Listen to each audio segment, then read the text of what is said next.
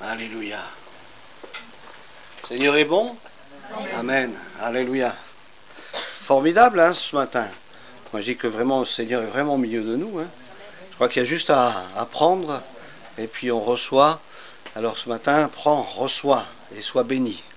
Que les personnes qui partent de ce lieu soient avoir reçu de la part du Seigneur une grâce particulière, une bénédiction. Le Seigneur, il veut nous bénir. C'est son désir. Mais c'est vrai qu'il nous faut avoir nos regards, c'est sur lui. Hein. C'est lui qui donne, c'est lui qui bénit, c'est lui qui nous communique tout ce dont nous avons besoin. Et nous avons besoin vraiment, c'est de nous attacher à sa personne. Alléluia, à qui il est. Béni soit Dieu. Voilà peut-être, je ne sais pas si Agnès, hier après-midi, ça s'est bien passé, la cellule. Tu as entendu des témoignages, des choses qui t'ont fait du bien? Oui, des témoignages, et c'est surtout la présence de tous ces jeunes. Des jeunes. Énormément de jeunes, et puis avec une Alléluia. Gloire à Dieu. Oui. C'est bien. Merci. On va leur dire qu'ils nous visitent un peu, tous ces jeunes. Hein. On a besoin aussi, hein, des jeunes. Alléluia. Gloire à Dieu. Voilà, donc hier, il y avait la cellule à Landresse, chez Jean-Paul. Que le Seigneur bénisse aussi notre frère là-bas, à Landresse et dans cette région. Alors j'ai eu un texto ce matin, alors il vous salue bien tous. Hein, et je lui dis, ben, nous aussi on te salue mon frère, que le Seigneur te bénisse. Alléluia. Voilà, sans plus tarder, comme on dit. Voilà, on est à peu près dans le timing. Voilà, je vais vous partager donc un message que j'ai partagé au CEP de Port-Entruy. Et ça m'a tellement fait du bien et que ce matin, j'aimerais que vous puissiez aussi prendre de ce message et vraiment le recevoir pleinement, parce que ça m'a fait tellement de bien en le donnant, en le préparant, en le donnant, etc. Et je crois que on a besoin aussi de recevoir des révélations. Faute de révélation, mon peuple périt, mon peuple est sans frein. On a besoin de recevoir des révélations. Ce matin, au travers des dons spirituels, on peut recevoir une révélation. Au travers d'une parole, comme le frère a aussi ouvert la Bible et lu ce texte. Là aussi, c'est une révélation que tu as pu recevoir pour bénir ta vie, hein, pour nous conduire plus loin dans la marche avec Dieu. Parce que chacun, nous sommes en marche. Alors des fois, ça monte, mais aussi des fois, ça descend. Mais nous sommes en marche. Et il faut rester près du bon berger, parce que lui nous conduit dans les verts pâturages, même dans la vallée de l'ombre de la mort, il est avec nous. Alors il faut demeurer dans la foi. Seigneur, tu es là, tu vois, c'est difficile, le chemin est dur, mais tu es là et j'ai confiance, j'ai foi en toi. Parce que je sais que celui qui vit en toi, qui croit en toi, il ne mourra jamais. J'ai la vie de Dieu en moi et je suis dans la joie. Alors ce message, c'est vivre dans la communion avec le Saint-Esprit. Vivre dans la communion avec le Saint-Esprit. Je crois que c'est important de comprendre que le Seigneur ne nous a pas laissés orphelins. Je ne suis pas tout seul, mais il y a le Saint-Esprit qu'il nous a envoyé. Le Saint-Esprit, pour qu'il vive en nous, qu'il demeure en nous, qu'il tabernacle, hein, nous sommes devenus des temples, hein, et nous nous déplaçons des temples mobiles. Et le Saint-Esprit est en nous, et le Seigneur, il veut aussi que nous puissions être en communion avec ce Saint-Esprit glorieux, en étant revêtus de sa puissance. Dieu veut nous communiquer de sa puissance pour accomplir son œuvre à lui. Hein. Et cela, c'est pour chacun. Chaque chrétien, chaque enfant de Dieu, eh bien, peut recevoir de la part du Seigneur, eh bien, l'esprit. Non seulement l'esprit d'adoption, mais aussi un esprit de puissance, un esprit de force, un esprit d'amour, un esprit de sagesse. 2 Corinthiens, chapitre 13. C'est le titre du message, chapitre 13, verset 14. La grâce du Seigneur Jésus-Christ, l'amour de Dieu et la communion du Saint-Esprit soit avec vous tous. La Trinité, le Père, le Fils et le Saint-Esprit, dans ce seul verset mentionné, la grâce de notre Seigneur Jésus-Christ. Alléluia. La grâce et la vérité sont venues par Jésus-Christ. Aujourd'hui, c'est encore un jour de grâce. On peut s'approcher de lui avec liberté. Il a payé pour nous. Il nous aime d'un amour si grand, si puissant. Dieu a tant aimé le monde qu'il a donné son Fils. C'est un amour qui a été donné. Il n'a pas attendu que tu lui donnes mais déjà lui, il a donné son amour, et c'est à nous simplement de le recevoir. C'est une grâce, c'est un don, et c'est l'amour de Christ, l'amour de Dieu, l'amour du Père, qui a été répandu dans nos cœurs, nous dit la Bible, par le Saint-Esprit. Nous avons cet amour du Père parce que Dieu est amour. Alors quand Dieu est amour, le Père est amour, le Fils est amour, le Saint-Esprit est amour. Et si tu as reçu Christ dans ta vie, tu as reçu l'amour de Dieu en toi. L'amour de Dieu vit en toi. Ce n'est pas un amour humain, ce n'est pas un amour filéo, un amour amical, mais c'est un amour profond, un amour qui se donne, un amour gratuit. C'est l'amour divin, c'est l'amour de Dieu. La communion du Saint-Esprit, ça nous parle de cette intimité. Il vit en moi, je marche avec lui. Je ne suis pas orphelin, il est avec moi tous les jours. J'ai besoin de connaître, de découvrir qui est le Saint-Esprit. Le Saint-Esprit est Dieu. Le Saint-Esprit est Dieu. Et nous devons adorer Dieu. Alors maintenant, à vous la liberté d'adorer Dieu, mais Dieu est Père, Fils et Saint-Esprit. Et on ne peut pas découper Dieu en plusieurs morceaux. Dieu est un. Dieu est un. Nous n'adorons pas trois dieux, mais nous adorons un seul Dieu. Alléluia. C'est difficile, hein, je sais. Tout le monde le dit au cours des siècles, c'est difficile, mais c'est comme ça, c'est écrit. Et nous croyons simplement ce que dit l'Écriture. Dieu nous dépasse, et heureusement, ça montre par là bien qu'il est vraiment le Créateur, parce qu'il nous dépasse. Il est au-delà de notre compréhension. Dans ce texte des 2 Corinthiens, la communion du Saint-Esprit, ça nous parle en grec de koinonia. Koinonia en grec, Louis II a traduit par communion, mais dans d'autres textes, il a été traduit de différentes manières. Et c'est le même mot, mais dans d'autres versets, dans d'autres mots, etc., qui l'entouraient, il a été traduit par contribution. Hein? La communion du Saint-Esprit ou la contribution du Saint-Esprit pourrait être interprétée de cette manière-là. Un autre terme, c'est communication. Hein? Communion, communication. Le Saint-Esprit veut non seulement communier avec nous, mais qu'il y ait de la communication. Hein? Alors la communication, c'est comment ça marche, hein? C'est dans les deux sens. Hein? Et l'Esprit de Dieu, on parle à Dieu. Alors je ne vais pas dire le Père, le Fils ou le Saint-Esprit, on parle à Dieu, voilà, tout simplement. Et Dieu veut nous parler. Et Dieu nous parle, la Bible nous dit que dans des temps marqués, il nous a parlé par le Fils. C'est écrit, hein. Mais dans ces temps où nous sommes aussi, il nous parle au travers du Saint-Esprit. Il parle à notre cœur. Mais c'est le même Dieu. Amen. C'est le même Dieu. Alors, le terme communion nous parle aussi d'association.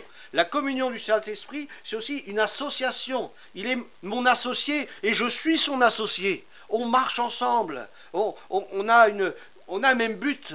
On a un même désir. Parce que je suis un enfant de Dieu, je suis attaché aux directives du Saint-Esprit. Et c'est dans la joie que j'obéis au Saint-Esprit. Parce que ce que le Saint-Esprit a envie, c'est ce que moi aussi j'ai envie. Si réellement je suis rempli du Saint-Esprit. Comprenez? C'est la condition. Hein. Si je ne suis pas rempli du Saint-Esprit, forcément, il va y avoir un décalage entre ce que le Saint-Esprit veut et ce que moi je veux. Donc c'est pour ça que c'est important de vivre en étant constamment, comme le dit la Bible, rempli du Saint-Esprit pour être vraiment en communion avec le Saint-Esprit afin de faire la volonté de notre Dieu. Dans un autre texte, il nous est parlé aussi d'union avec le Saint-Esprit. Alors on ne peut pas le mettre dehors. Hein. Si quelqu'un veut mettre dehors le Saint-Esprit, il ne peut pas avoir de communion avec Dieu. Hein. Donc le Saint-Esprit, il faut accepter de vivre dans cette communion, dans cette intimité avec lui. Et quand je ne comprends pas quelque chose, je peux lui demander, Saint-Esprit, éclaire-moi, parle-moi. Je ne comprends pas, tu vois, ce texte de la Bible. Et pour moi, il est obscur. Donne-moi la révélation dont j'ai besoin. Et le Saint-Esprit est là pour nous enseigner. Il est là pour nous ouvrir les yeux, pour nous ouvrir l'intelligence, pour nous aider à comprendre. Parce qu'il veut, c'est glorifier Jésus. Que Christ soit glorifié. Le terme koinonia vient aussi d'un autre terme, koinonos. Hein, ça n'a rien à voir avec les nonos, hein, mais voilà. Et se traduit par être joint. Joint. C'est vraiment, je suis collé au Saint-Esprit. Et il vit en moi, mais aussi je vis en lui. Hein. Je suis collé, je fais vraiment cette intimité avec lui, associé, j'ai une part en lui. Hein, j'ai un accès en lui. C'est pour ça qu'il nous remplit de sa présence, pour que nous puissions avoir un accès dans la communion du Saint-Esprit. Sinon, ce n'est pas possible.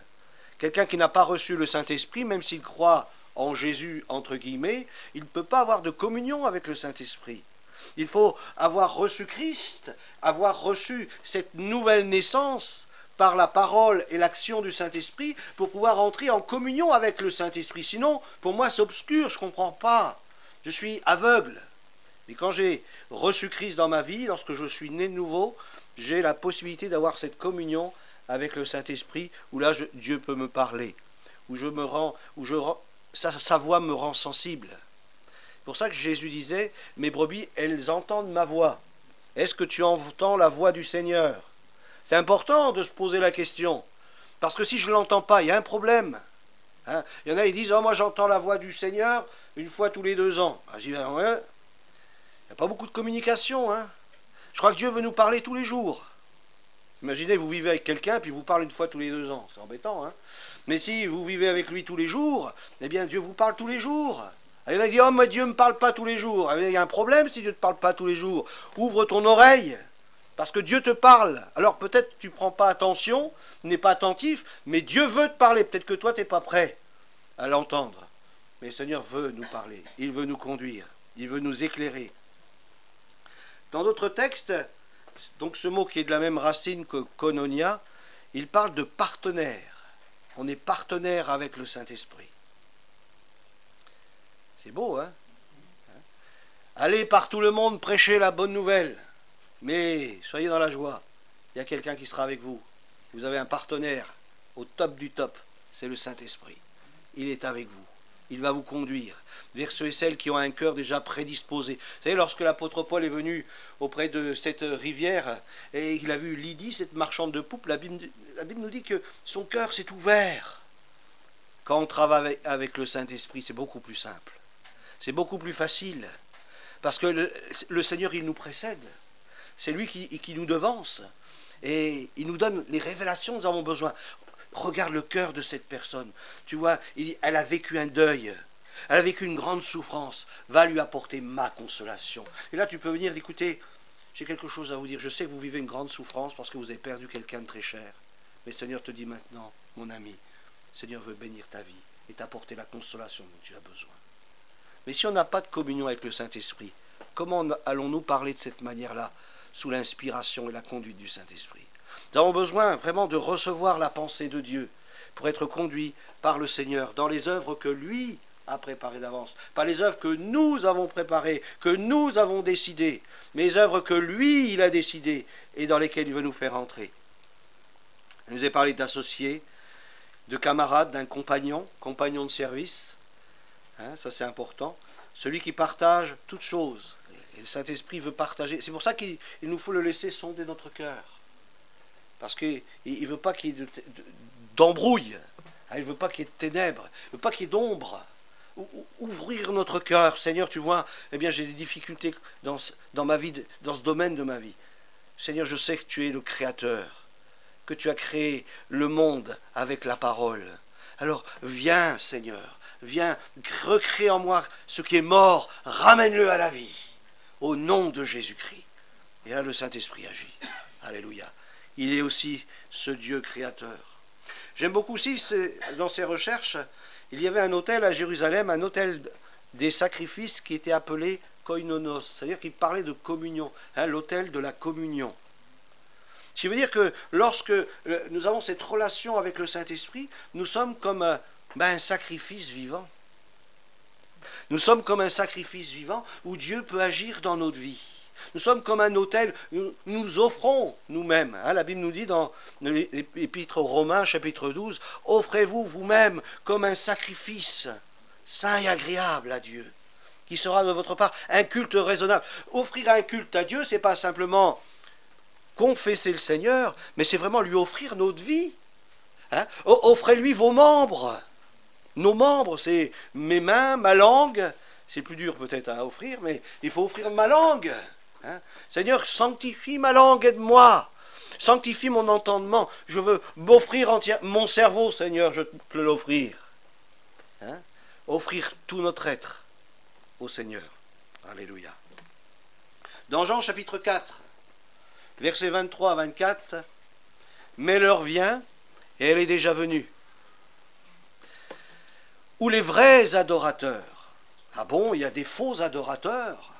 Eh oui, il y a des gens qui croient adorer Dieu. D'ailleurs, c'est ce qu'il est dit, que même l'apôtre Saul de Tarse, il croyait adorer Dieu.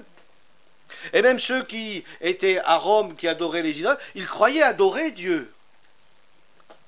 Plusieurs textes nous parlent de faux adorateurs. Parce que pour adorer quelqu'un, le Dieu vivant, il faut le connaître. Si je ne le connais pas, comment puis-je l'adorer? Savoir comment l'adorer. Et la Bible, elle est claire, elle nous dit comment adorer le vrai Dieu, le Dieu véritable, celui qui a créé les cieux et la terre. Les vrais adorateurs adoreront le Père par l'Esprit, ou en esprit et en vérité. Alors, l'Esprit, nous savons, quelqu'un qui n'appartient pas à Jésus, l'Esprit est mort. Comment peut-il être un adorateur? Il faut que l'Esprit soit régénéré pour qu'il puisse devenir un véritable adorateur. Mais encore plus que cela, si on va encore plus loin dans cette expérience, pour adorer Dieu en esprit, il nous faut vivre aussi dans cette véritable communion du Saint-Esprit pour adorer Dieu. Sinon, j'adore selon ma pensée, selon mes raisonnements. Hein. Et on sait beaucoup dans certaines assemblées où il y est prêché la nouvelle naissance, eh bien souvent c'est plutôt la raison. Malgré que des frères et des sœurs ont été régénérés par la parole de Dieu. Il nous faut la communion du Saint-Esprit. Il nous faut vivre dans cette relation avec le Saint-Esprit pour pouvoir adorer Dieu parce que l'Esprit nous éclaire. L'Esprit Saint nous introduit dans la présence du Père au travers du sang de Jésus. C'est le Saint-Esprit qui fait ces choses. C'est pour ça que c'est important de nous laisser conduire par le Saint-Esprit dans l'adoration. L'adoration, ce n'est pas quelque chose qui doit être mécanique dans notre vie. C'est quelque chose qui doit être vivant. L'adoration, c'est quelque chose de vivant. Et lorsque la parole de Dieu nous parle en vérité, ça nous parle que, eh bien, on laisse le Saint-Esprit sonder notre cœur. Et s'il y a en nous des choses qui ne sont pas claires, eh bien, je te demande pardon. Que le sang de Jésus me lave et me purifie. Père, purifie-moi. Viens me transformer. Et puis là, je commence à venir m'approcher de Dieu dans la vérité. Je commence à m'approcher de Dieu et j'ai évacué tout ce qui pourrait être une ombre dans ma communion avec Dieu. Souvent nous l'oublions, hein, parfois nous adorons, nous prions d'une manière un peu mécanique, sans nous préparer. Je ne peux pas m'approcher de Dieu n'importe comment, je dois préparer mon cœur. Et si j'ai quelque chose contre quelqu'un, la Bible me dit, va te réconcilier. Et s'il est trop loin, bien réconcilie-toi déjà dans ton cœur, pardonne-lui. Parce que sinon tu ne peux pas t'approcher de moi. Dans le Notre Père, c'est ce qu'il nous est dit, pardonne-nous nos offenses comme nous pardonnons à ceux qui nous ont offensés. Et si je ne pardonne pas, comment Dieu peut-il me pardonner? Dieu est juste. Car le Père recherche des hommes ou des femmes qui l'adorent ainsi. Dieu est esprit. On va faire un petit peu une blague. Dieu, c'est l'esprit. Dieu est esprit. D'accord? C'est étonnant, hein? Mais quand on lit cela, on dit, mais Seigneur, à nous on divise des choses. Hein, le Père, le Fils, le Saint-Esprit. Ça nous fait une gymnastique du cerveau terrible. Dieu est esprit. Dieu l'esprit est au milieu de nous ce matin. Dieu l'esprit est au milieu de nous ce matin. Dieu l'esprit, il vit en moi ce matin. Il vit en moi. Où il est Dieu le Père?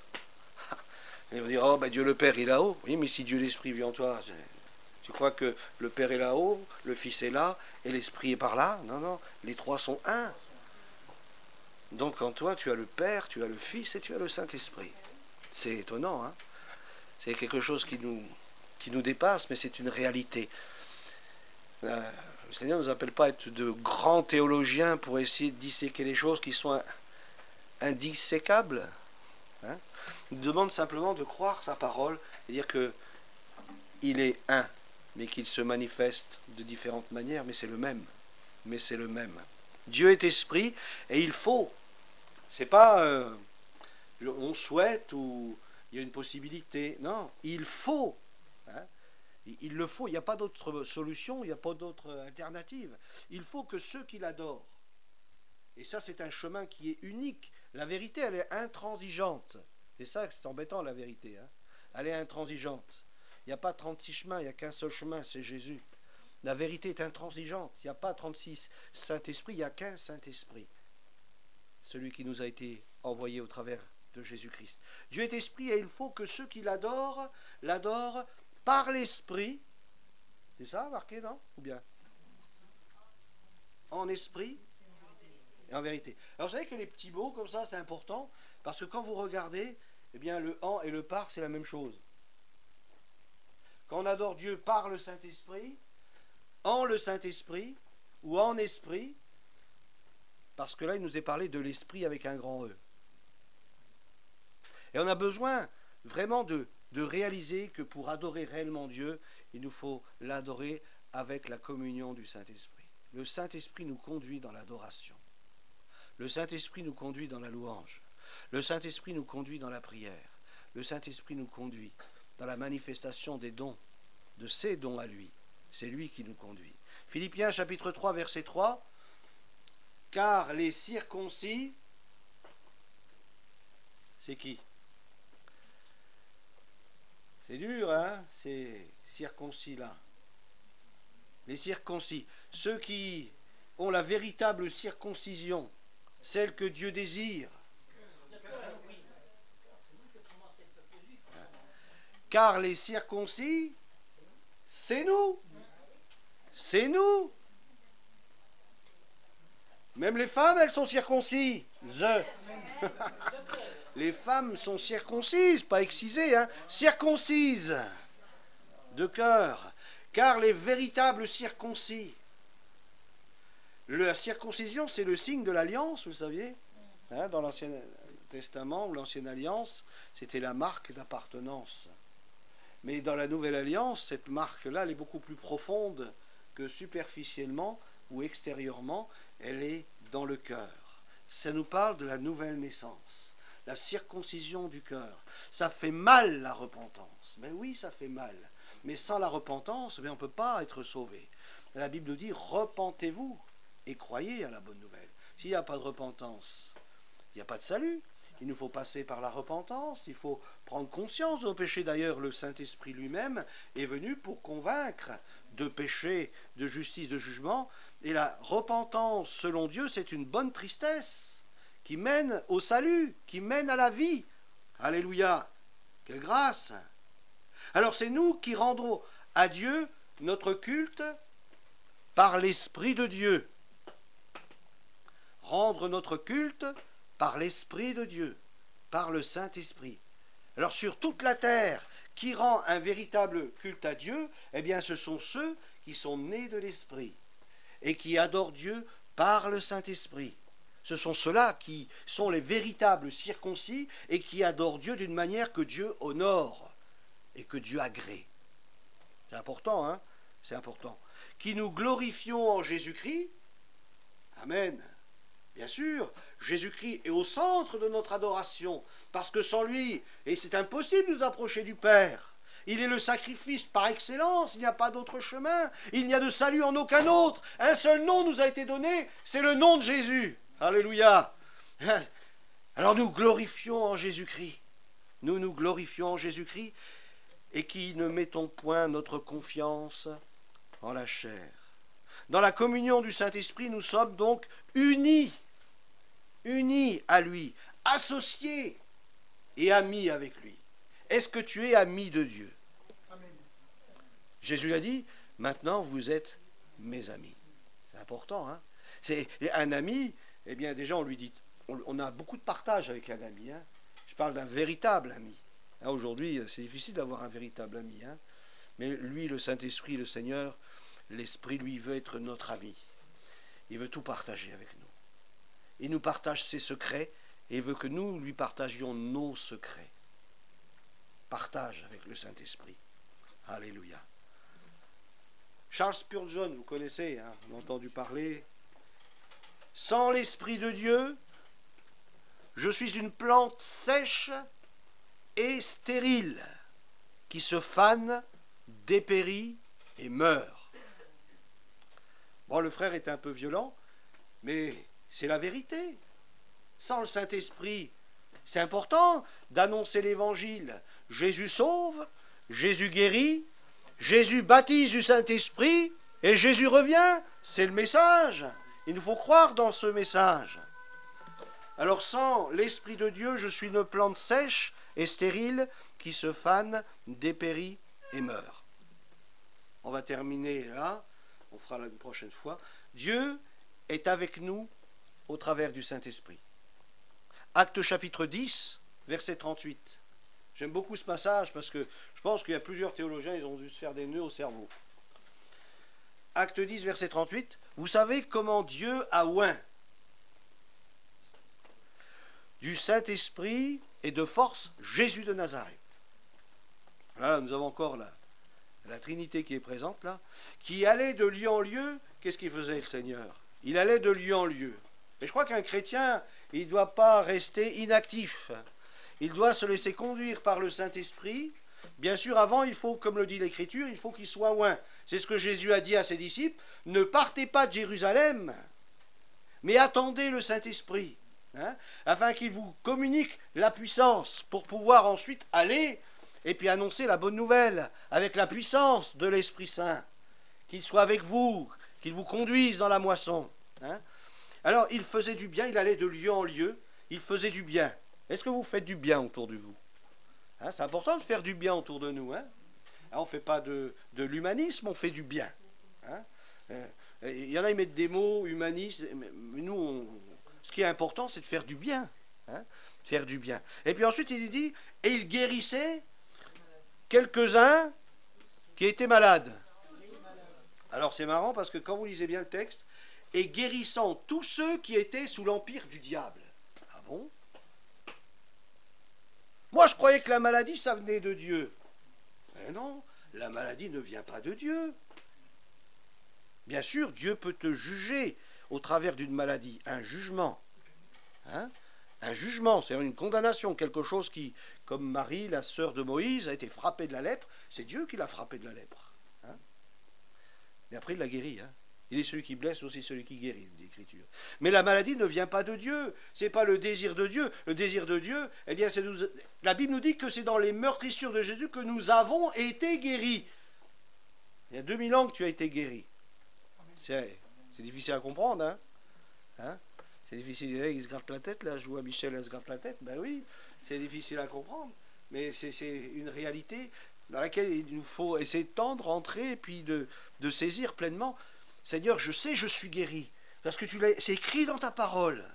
Alors, je commande à cette maladie de quitter mon corps parce que je suis guéri, Seigneur. Je vis en toi, tu vis en moi. Je suis le temple du Saint-Esprit. Je crois en tes promesses. Seigneur, que cette maladie quitte maintenant au nom de Jésus. J'ai foi en toi, Seigneur. Il y a un combat qui est là, entre la réalité de ce que nous vivons en tant qu'être humain dans un corps bien mortel, et puis la réalité de l'Écriture qui nous dit, voilà, tu as reçu. Tu es guéri, tu es délivré, et le diable n'a aucun pouvoir sur toi. Vous savez qu'il y a des chrétiens qui croient que le diable a encore un pouvoir sur eux. C'est terrible. Il nous a délivrés des puissances des ténèbres et nous a transportés dans le royaume du Fils de son amour. Le seul pouvoir qu'il peut avoir sur toi, c'est le pouvoir que toi tu lui donnes, que tu lui laisses. Tu lui donnes une laisse. Tu lui donnes une petite cordelette pour qu'à un moment donné, il puisse te faire bouger comme un pantin. C'est le seul pouvoir qu'il peut avoir, celui que toi, enfant de Dieu, tu lui laisses. Alors, il guérissant tous ceux qui étaient sous l'empire du diable, car Dieu était avec lui. Allez, mais comment Dieu peut être avec Jésus? C'est Jésus, Dieu. C'est dur, hein? Dieu était avec Jésus ou Jésus était Dieu? Bon, je laisse réfléchir à la question. Mais nous avons besoin, et Jésus avait besoin de la communion du Saint-Esprit. Jésus avait besoin du Saint-Esprit. Jésus n'a rien fait sans avoir reçu le Saint-Esprit. Jésus a grandi pendant 30 ans, la Bible nous relate aucun miracle. aucune guérison opérée par Jésus. Vous croyez que Jésus, pendant ces 30 ans, n'a vu aucun malade, aucun estropié, aucun malheureux, croyez? Moi, je crois pas. Je crois qu'il a vu des gens qui étaient malheureux, il a vu des gens qui étaient malades. Mais il ne pouvait rien faire. C'est étonnant, hein? Il ne pouvait rien faire. Vous savez, des fois, Dieu ne peut pas faire. Des fois, nous lions Dieu à cause parfois de notre attitude. Nous empêchons Dieu d'agir. Mais lorsque l'Esprit est venu, lorsqu'il a obéi, le frère en a parlé tout à l'heure, hein, l'obéissance, c'est tellement important l'obéissance. Lorsque j'entends la voix de Dieu puis que j'obéis. Hein. Lorsqu'il est rentré dans les eaux du Jourdain, il nous a dit que le Saint-Esprit vient sur lui sous une forme corporelle comme une colombe, et puis là, il y a une voix qui s'est fait entendre, « Celui-ci est mon Fils bien-aimé, en qui j'ai mis toute mon affection. » L'Esprit est venu sur Jésus. La Bible nous dit que rempli du Saint-Esprit, il fut conduit dans le désert. Et lorsqu'il est sorti du désert, il nous a dit, revêtu de la puissance d'en haut, revêtu du Saint-Esprit. Et à partir de ce moment-là, il commença son ministère. Sa renommée se répandit dans toute la contrée. Il entra dans une synagogue et il commence à lire ce livre d'Ésaïe. L'Esprit du Seigneur est sur moi, car il m'a oint pour annoncer une bonne nouvelle. Alléluia! Une bonne nouvelle. Si tu n'as pas le Saint-Esprit, mon frère, ma sœur, quelle bonne nouvelle vas-tu apporter? Il nous faut le Saint-Esprit. Il nous faut être revêtus du Saint-Esprit pour apporter une bonne nouvelle à ceux qui sont autour de nous. La Bible nous dit une bonne nouvelle pour qui? Pour les malheureux, pour les malades, pour les boiteux, pour ceux qui sont dans les ténèbres. Une année de grâce du Seigneur. Il nous faut annoncer l'Évangile dans sa puissance. Alléluia. Et pour annoncer l'Évangile dans sa puissance, il nous faut le Saint-Esprit. Et à partir de ce moment-là, Jésus a manifesté la puissance de Dieu. Et la parole de Dieu dit, car Dieu était avec lui. Dieu veut être avec toi. Le Saint-Esprit veut être avec toi. Alléluia. Et il veut te conduire dans la moisson. Non pas avec tes propres forces, non pas avec tes capacités, non pas avec tes dons intellectuels, tes dons naturels, mais avec la puissance du Saint-Esprit et les dons que le Saint-Esprit veut manifester au travers de toi. Ça, c'est important. Dans Romains 9, 8, verset 9, vous, au contraire, vous n'êtes pas livrés à vous-même, mais vous dépendez de l'Esprit. C'est important de dépendre du Saint-Esprit. Reprends ce verset, Romains chapitre 8, verset 9. Vous, au contraire, c'est l'apôtre Paul qui parle aux Romains, aux chrétiens de Rome, qui ont vécu la nouvelle naissance et qui ont aussi vécu le baptême dans le Saint-Esprit, qui louaient le Seigneur dans les langues nouvelles. Et l'apôtre Paul leur dit, vous n'êtes pas livrés à vous-même, mais vous dépendez du Saint-Esprit. C'est-à-dire, je ne fais plus ce que je veux. Je ne fais pas ce que je veux. Je vis dans cette communion au Saint-Esprit et je recherche à être soumis au Saint-Esprit pour manifester les œuvres de Dieu. Je recherche cette soumission au Saint-Esprit. Seigneur, que veux-tu que je fasse? Seigneur, parle-moi, inspire-moi. Tu vois, aujourd'hui c'est un nouveau jour. Je veux te bénir parce que tu es là, Seigneur. Vous savez, on a fait beaucoup de bruit avec Yonggi Cho lorsqu'il parlait du Saint-Esprit. On a dit, oh là là, ça y est, c'est la 4e dimension, je ne sais quoi. Mais c'est vrai. C'est important d'avoir une communion avec le Saint-Esprit. Déjà, quand je me lève, eh bien, il est là. Hein? Le Saint-Esprit ne va pas aller se coucher ailleurs, et puis au moment que je me lève, il attend que je sois bien réveillé, que j'ai bu mon café, puis le Saint-Esprit revient. Non. Et quand je me lève, eh bien, le Saint-Esprit se lève avec moi, puisqu'il vit en moi. Et comme il vit en moi, eh bien, je suis déjà dans la joie, parce qu'il a préparé pour moi un nouveau jour. Et il veut me conduire dans cette nouvelle journée. Seigneur, conduis-moi. Alors, vous n'êtes pas livrés à vous-même. Alors, je pense que la traduction là n'est pas terrible. Hein. Je pense que d'autres textes, d'autres Bibles pourraient mieux traduire cela. Mais vous dépendez de l'Esprit. Vous dépendez de l'Esprit. Apprends à dépendre du Saint-Esprit. Non pas ce que je veux, mais ce que tu veux, Seigneur. Oui, il faut que je pardonne. Oui, tu dois pardonner. Ok, Seigneur. Alors, pas ce que je veux. Moi, je vais tenir rancune, mais je ne veux pas faire ça.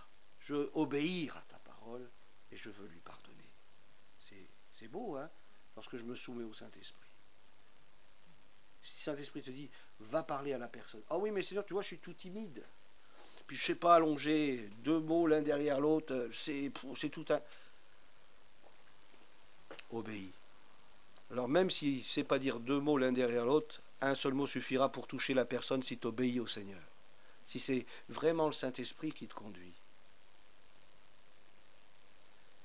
Le Saint-Esprit peut te dire, pose ta main sur cette personne qui souffre et je vais la guérir.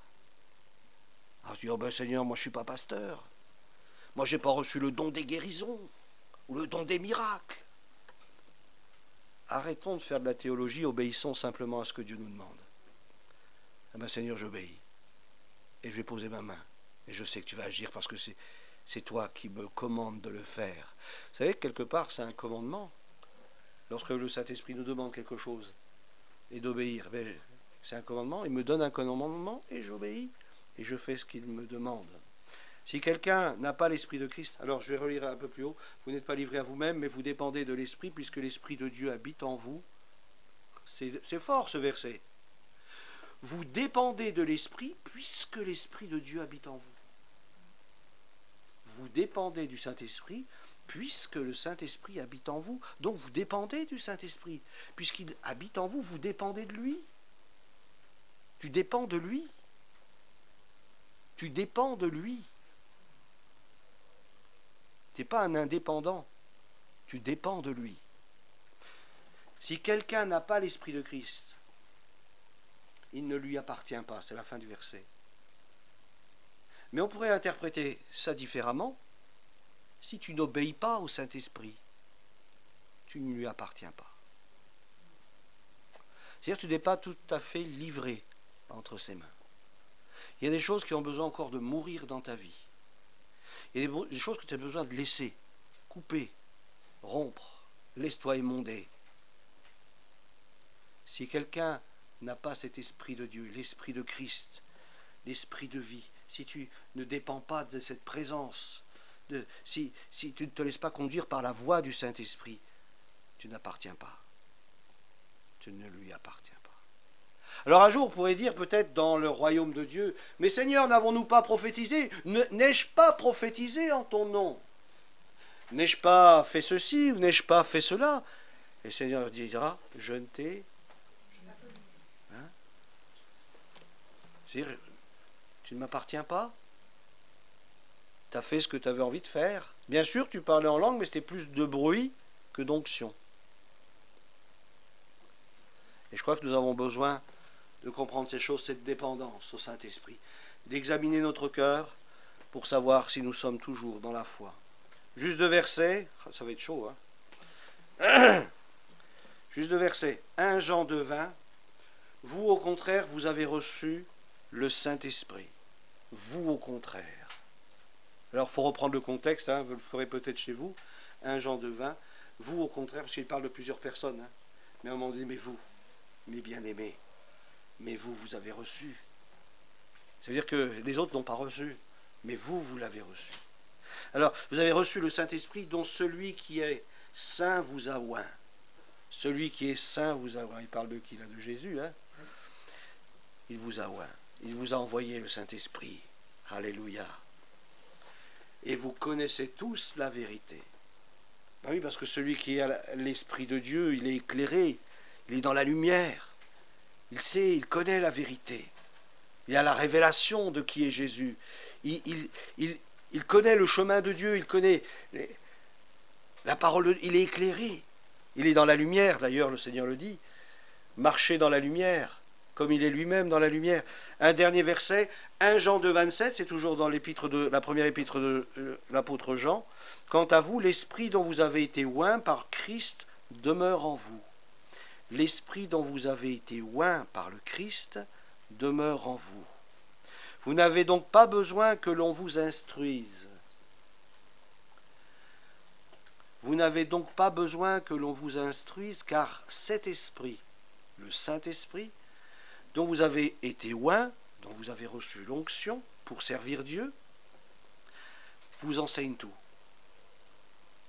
Si nous restons dans cette sensibilité, de cette intimité au Saint-Esprit, le Saint-Esprit me conduit dans toute la vérité. Vous savez, le Nouveau Testament, il est arrivé bien tard. Comment on faisait l'Église primitive?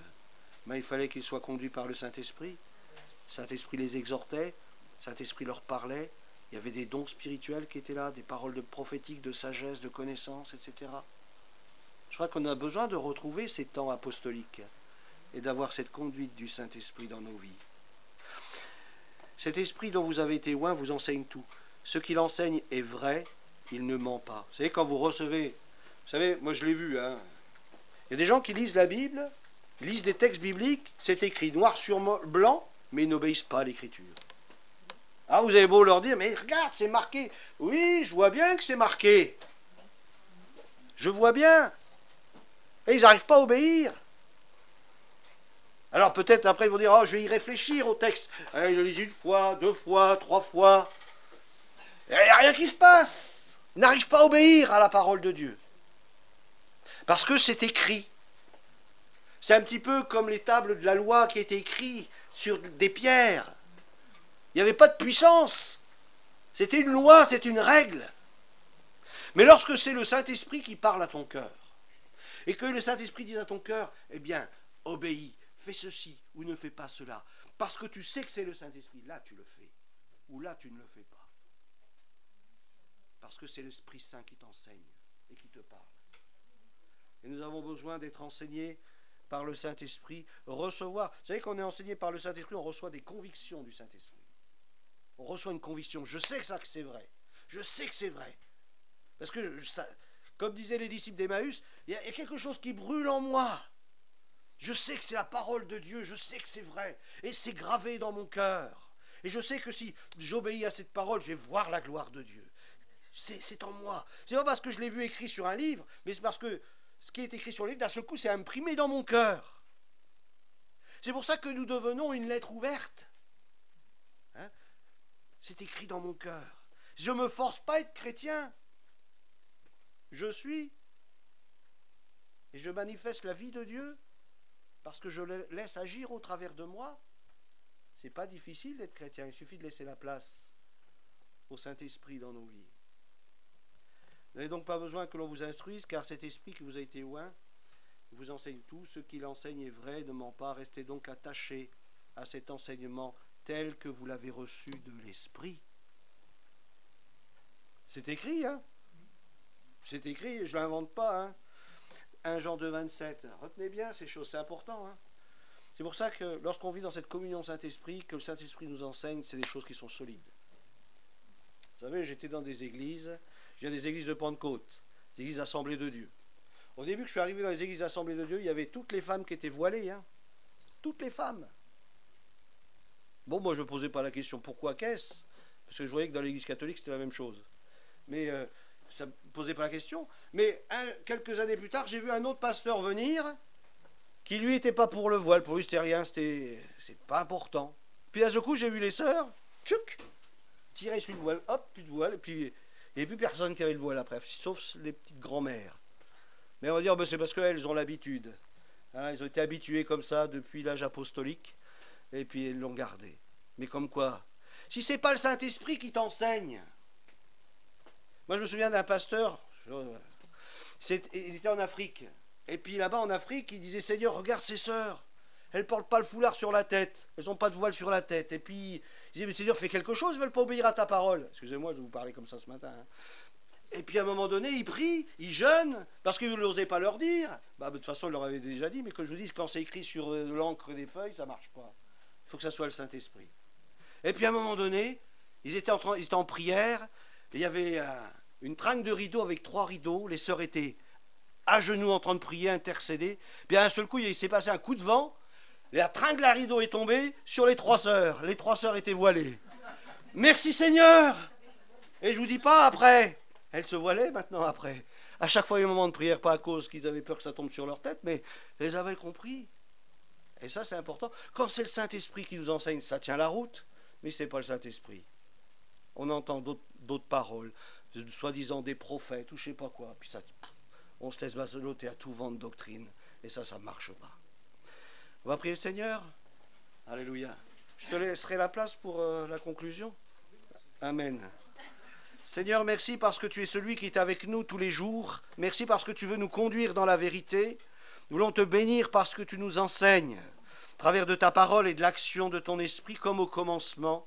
Le ciel et la terre a été créés au travers de l'action de ton esprit, de ta parole. Seigneur, merci parce que encore aujourd'hui tu agis au travers de l'Église. Tu veux manifester ta gloire et ta puissance. Tu veux confirmer ta parole par des signes, des prodiges, des miracles et des guérisons. Saint-Esprit, viens travailler avec nous. Conduis-nous dans la moisson, chasse-nous dans la moisson, afin que nous puissions voir la gloire de Dieu se manifester dans ces hommes, ces femmes qui nous entourent, qui ont tellement besoin de te rencontrer, de te connaître. Seigneur, manifeste ta gloire par des signes, des prodiges, des miracles et des guérisons. Tiens, nous nous attendons à toi, non pas à cause de nous, mais parce qu'à la croix du Calvaire, tu as tout accompli. Le tout accompli est là. C'était fait une fois pour toutes. Tu as pris nos péchés, tu as pris nos maladies, tu as pris nos infirmités. Seigneur, nous voulons tourner nos regards vers toi ce matin. Et nous attendons une intervention de ta part, parce que ta parole le dit, tu es le même hier, aujourd'hui, éternellement, tu ne changes pas, les hommes changent, les doctrines changent, les enseignements changent, la théologie change, mais toi, Seigneur, tu restes le même, et c'est à toi que nous voulons demeurer attachés, toi qui es la vie éternelle, à toi la gloire, Jésus. Amen.